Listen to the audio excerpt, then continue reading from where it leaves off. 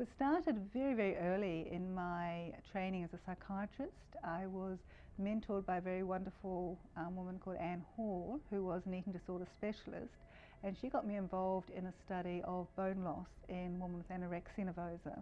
And I really became attracted to the area because it has a great deal of science and a great deal of breadth across the sort of biological, but also the social and psychological aspects of helping people with mental health issues. People with eating disorders have medical problems, but they also have a lot of issues in terms of interpersonal function and psychological vulnerabilities, and there's also much broader social issues. And it's an area that not only has that kind of breadth of interest, but also is an important area. And in a recent survey in Australia, for example, the leading concern for adolescents in Australia, both boys but obviously mostly girls as well, predominantly was body image and weight concerns. So we know it's an important issue as well, and a growing issue in the community.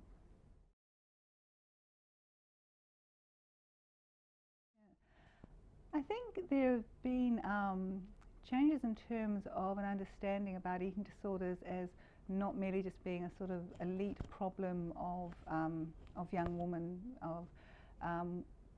that it's a disorder that occurs across all socioeconomic groups. Some of my own research and some of my own interest in the area of epidemiology of eating disorders has been that they do occur right across the socio-demographic spectrum, and also both metropolitan as well as rural areas. There have been some things that have happened, and I think the late Princess Diana was a factor in this when she sort of came out with her own problems and struggles with an eating disorder. I think that has helped in terms of giving people, or reducing stigma, and giving people an understanding of how much people do struggle when they have an eating disorder, that they're not just a lifestyle choice or a self-inflicted problem, that it is a serious and mental illness. It does pose a burden both for the person who has the disorder, but also those who care for them and love them and live around them.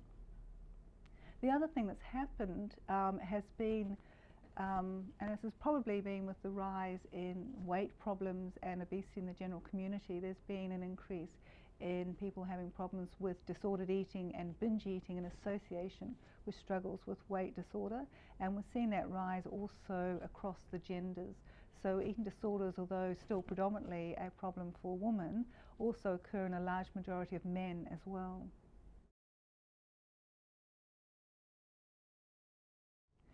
I think most recently have been the developments in treatments and novel treatments and new psychological treatments for people with anorexia nervosa. Really there's been an exponential increase from a very low base of the number of good clinical trials in the area of anorexia nervosa. We've just seen a large clinical trial come out of Germany, led by Stefan Zipfel, who's one of our associate editors from the University of Tübingen, of over 200 people with anorexia nervosa, and that's really very, very large. Most clinical trials in the area of anorexia nervosa have been much smaller, perhaps 60, 70 at the most. And that's been a trial of psychological therapies for anorexia nervosa. And some of our own work has been in that area as well. But I think one of the other areas I've been interested in is the evidence base for eating disorders and doing Cochrane reviews. And up till very recently, it's been rather desultory. When you looked at sort of the evidence base for management, particularly of anorexia nervosa, there's been very little, but I think we've seen a large growth. And I say this very, very large and interesting study out of Germany has been very exciting for the field.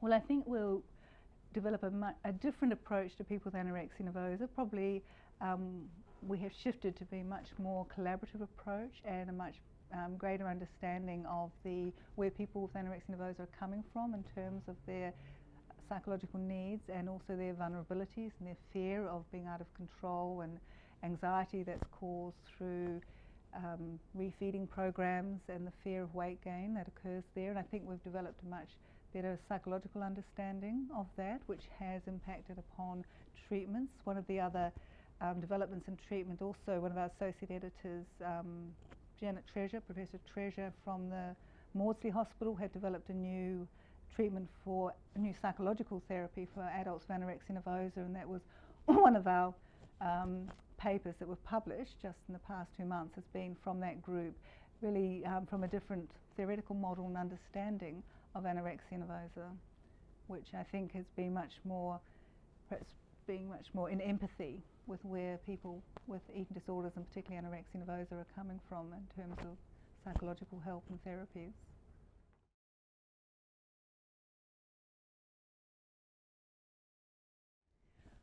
Well, one of them has been that we've often, we don't have an open access journal in eating disorders until ours started, and a lot of times when we try to publish in non-eating disorder journals, we get told we're very specialist and it should come to an eating disorder journal.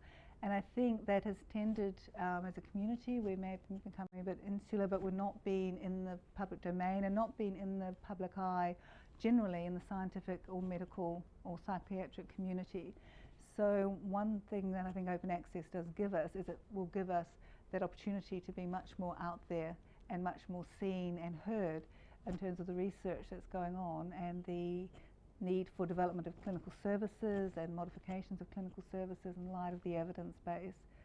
So that has been something in the area we've been aware of, that we've been talking to each other but not talking to the rest of medicine, the rest of psychiatry, the rest of psychology, or indeed the rest of the community at large, the public.